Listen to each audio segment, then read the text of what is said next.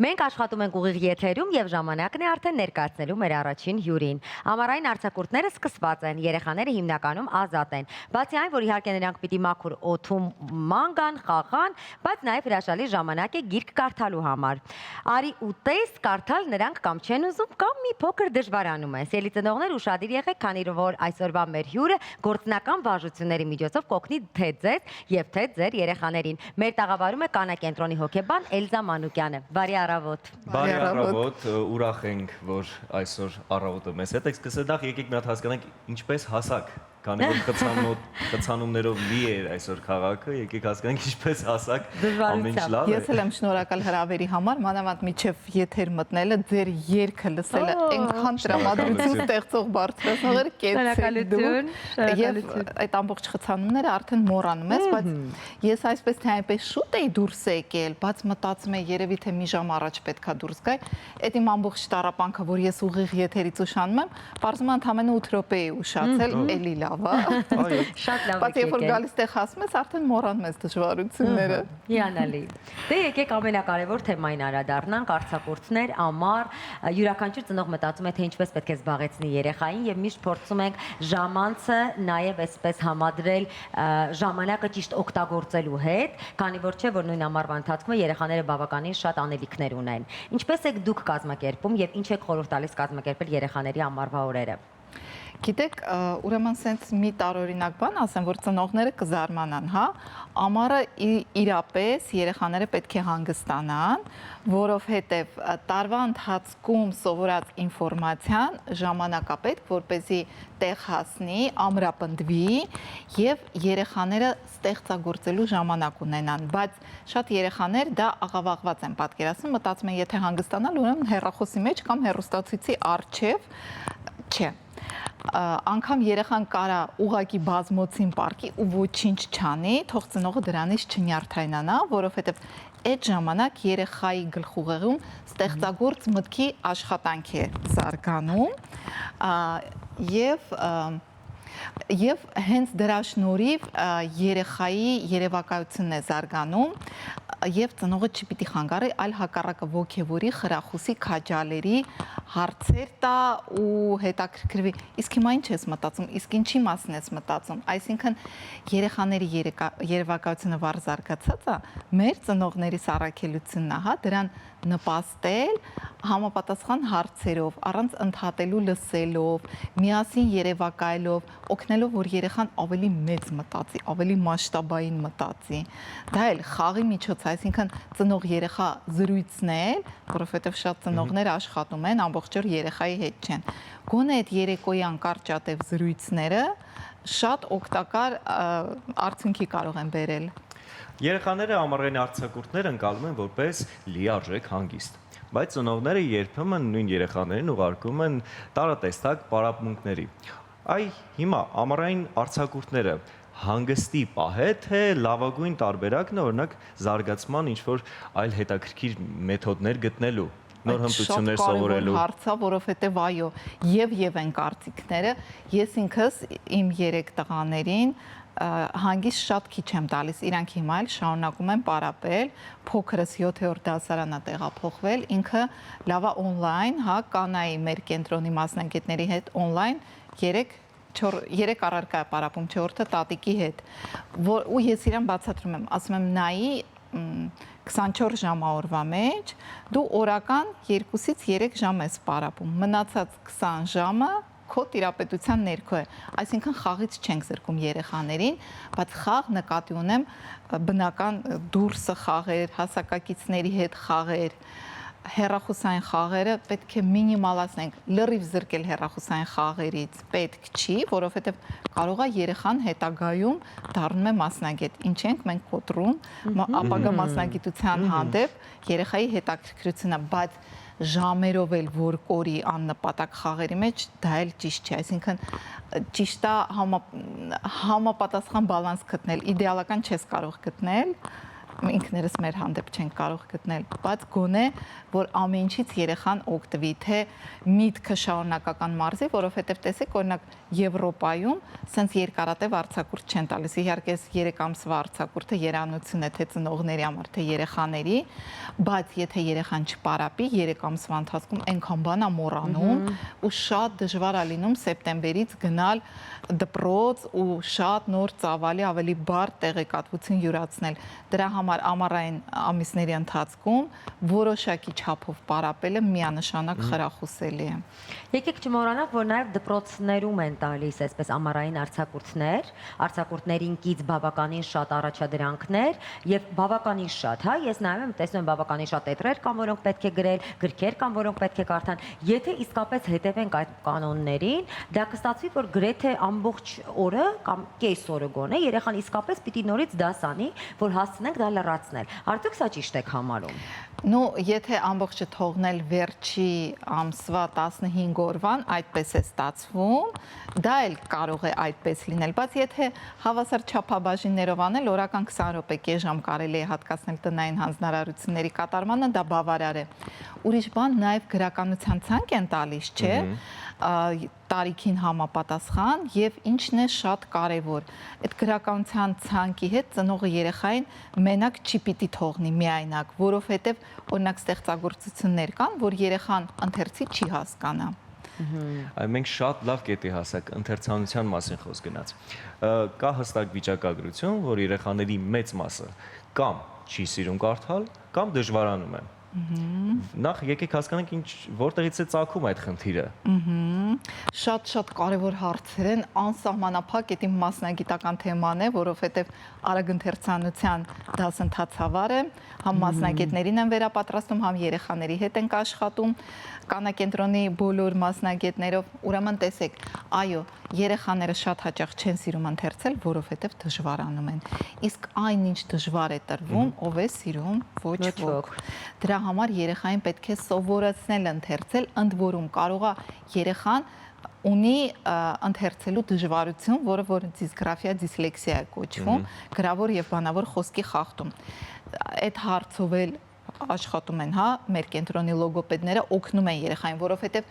տարերը այսպես խառնված են տեսնում երեխաները ու չեն կարողանում ճիշտ տառ հանել։ Հետո տարերը հնչյունները լսում են, չեն կարողանում միացնել իրար։ Կողքից տպավորությունն է, թե երեխան մտավոր խնդիր ունի, բայց դա մտավորի հետ բացարձակ կապ չունի։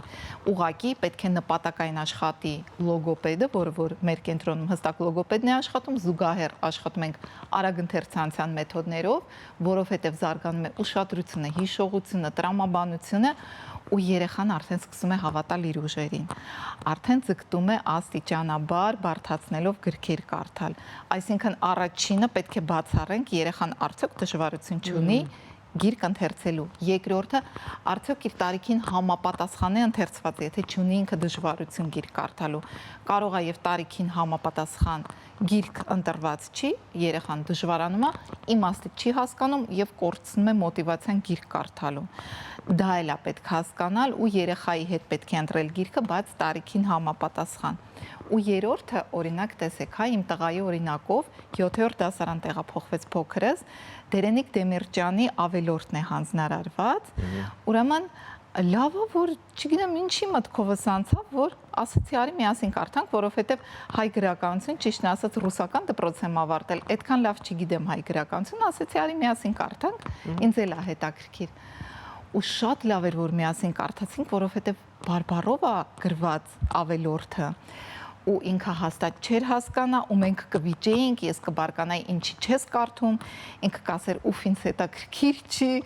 բայց պետք է հասկանալ ինչի հետաքրքիր չի, իսկ որ միասին կարդացինք, փշաքաղվելու կարևոր գործ է, կարճ գործ է, եթե ընթերցել եք, վերընթերցեք անպայման ու բոլորին եմ խորհուրդ տալիս հենց ավելորդը կարդալ, շատ տեսեք 7-րդ դասարանցու համար է, բայց սիրելի ծնողներ, ձեր երեխաների հետ ընթերցեք, որովհետև այլապես չեն հասկանա երեխաները։ Մյուս գործերը բարբառով չի, բայց ինձ էլ է հետաքրքիր, էլի մեջ ես եմ կարդում, մեջ ինքն է կարդում, բայց ընթերցելու հետ խնդիր չունի։ Ուղղակի համ չենք հոգնում, համ իրար հետ հետաքրքիր ժամանակ ենք անցկացնում ու օգտակար ժամանակ։ Եթե խոսենք աուդիո գրքերի մասին, որոնք հիմա բավականին ակտուալ են ոչ միայն հիմա վերջին շրջանում եւ շատերն անգամ ասում են, որ կարող են այսպես ուղակի դնել ականջակալներով եւ լսել եւ գրեթե մի քանի ժամում կարելի է ամբողջ գիրքը լսել։ Ինչ կարծիք ունեք սրա մասին։ Հիանալի կարծիք ունեմ։ Հիմա մենք խցանումներով գալիս ենք աշխատանքի, չէ՞։ Իսկ այդ ընթացքում, եթե 365 օր, լավ, 300 օր անգամ 2 ժամով, չէ՞, բազմապատկում ենք աշխատանքի գալուց ու գնալուց կամ ցանկացած տեղ։ Եթե մենք այդ ընթացքում լսենք աուդիո գիրք, դուք պատկերացնում եք կամ խելացի ոդկաստ, պատկերացնում եք ինչքան ինքներս մեզ կզարգացնենք։ Ես միշտ ճանապարհին լսում եմ, երեխաները սկզբից ըմբոստանում էին, էլի դու սկսեցիր քո գրքերը լսել, բայց իրանք էլ են լսում, իրանց մեջ էլ է շերտ կազմում ու իրանք էլ են սովորում, որ այն ժամանակը, որ անիմաստ ճանապարհի վրա ենք վատնում, գոնե մի օգտակար բան սովորում ենք, նենց որ շատ լավ բան է։ Իդեպ այդ աուդիո գրքերի հետ կապված կար մի ժամանակահատված, եւ ես նույնպես ժամանակի սուվ լինելու պատճառով հիմնականում գրքերը կարդում էի աուդիո տարբերակով, այսինքն լսում էի գրքերը։ Բայց կա տարածված կարծիք, որ հենց աուդիո գրքերով տարբերակները գրքերի ընթերցանության քեզ այդքան շատ բան չեն տալի, քանի որ դու քոնը չի դառնում տեքստը։ Արդյոք դա ճիշտ է, թե ի վերջո կարևոր ինֆորմացիան է։ Հոգեբանական տարբեր տիպեր կան, մարդ կա վիզուալ է, մարդ կա աուդիալ է, այսինքն աուդիով ավելի լավ է լսում, ընկալում ինֆորմացիան, այսինքն այն կերպով, որ ինֆորմացիան քեզ ավելի հասանելի է, դու կարևորը ընկալի, կլանի այդ ինֆորմացիան, կլինի դա վիզուալ, կլինի դա աուդիալ, ոչինչ, կլինի օրինակ գրելու արդյունքում էլա, չէ, շատ լավ տպավորվում, որովհետև ձեռքը կապված է գլխուղեղի աշխատանքի հետ, այսինքն այդ պահին դու որը կարող ես օգտագործել, դու օգտագործի,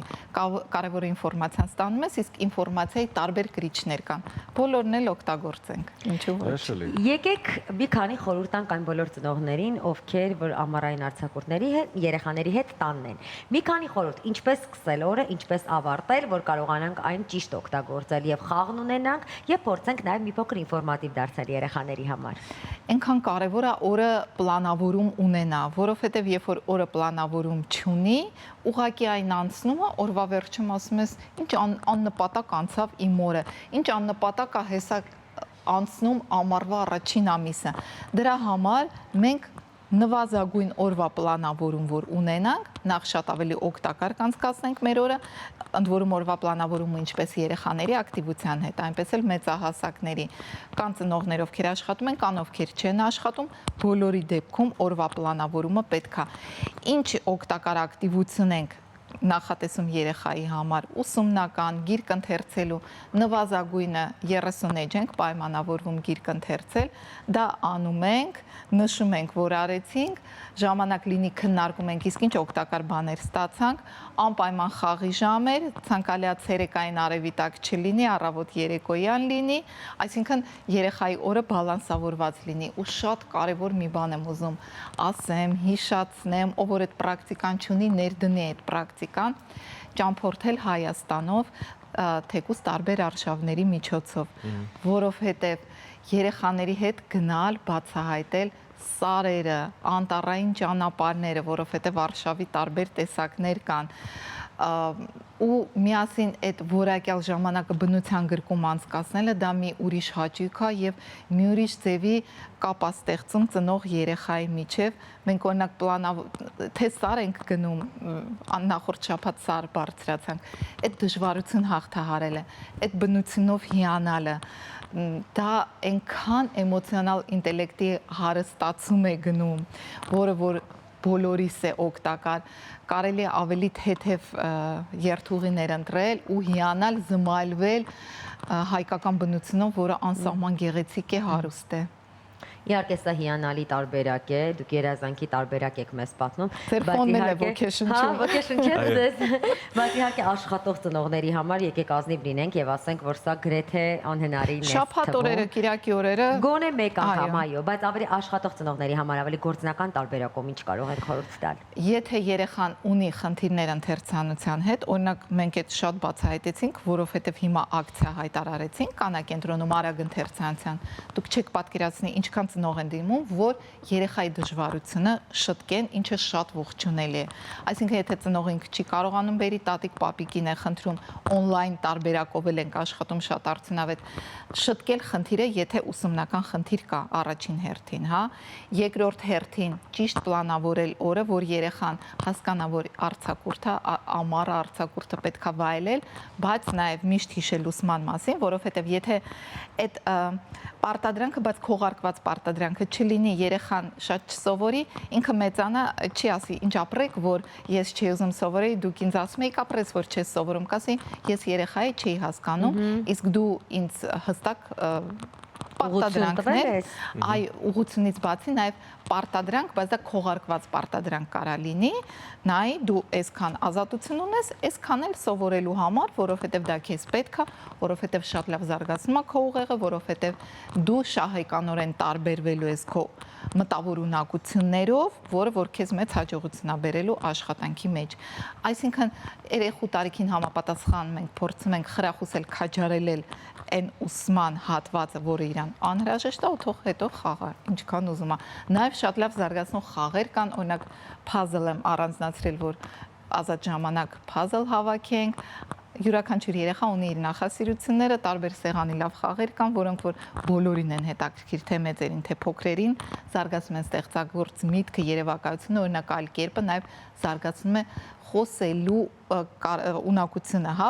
արտահայտվելու, ճիշտ ճանապարհներ գտնելու ու էլի շատ լավ զարգացնող խաղեր կան։ Իդեպ կան նաև շատ լավ ընտանեկան խաղեր, որ կարելի է իսկապես ընտանիքով նստել խաղալ եւ երեխաներն էլ ավելի կլանված են լինում եւ մայրիկն ու հայրիկն են խաղում։ Եվ պետք է ասեմ, որ մենք էլ ընտանիքով ունենք այդպիսի խաղեր, իսկապես հաճույք ենք ստանում, երբ այսպես ընտանիքով նստում ենք ու փորձում ենք խաղալ։ Ու այդ ժամանակ չպիտի շեղվենք հեռախոսի վրա։ Նամակ եկա, մենք չենք կարդում։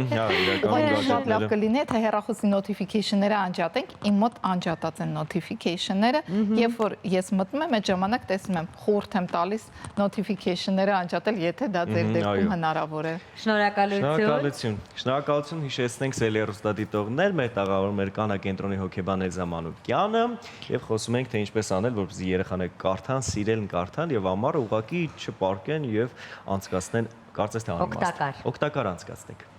Իսկ հիմա գովազդ Շանթի եթերում։ Գնացինք։